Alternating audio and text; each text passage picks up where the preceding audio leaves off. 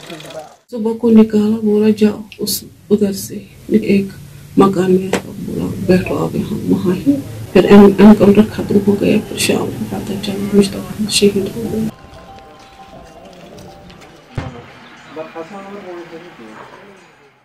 पहले ही फायर किया उसको, पहले ही शहीद किया।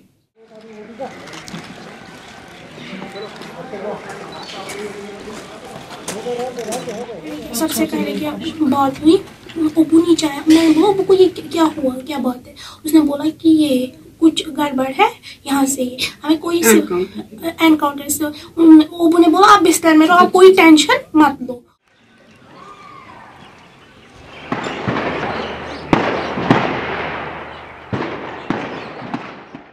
फिर आर्मी आई, उसने बोला बाहर निकलो, हम कुछ नहीं करेंगे, हम सिर्फ चेकिंग करेंगे और वापस। आज उन्होंने हमारे पापा को ऊपर साथ लिया, फिर की चेकिंग।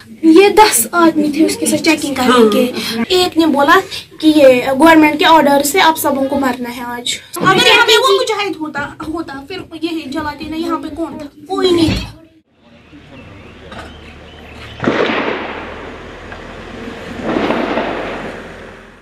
उन्हें बोला था कि आप लोगों को पहले से पता यहाँ से मिलिटेंट, लेकिन यहाँ पे कोई मिलिटेंट नहीं था, यहाँ पे कोई भी नहीं था। चेकिंग की, खुद चेकिंग की, यहाँ पे कुछ भी नहीं।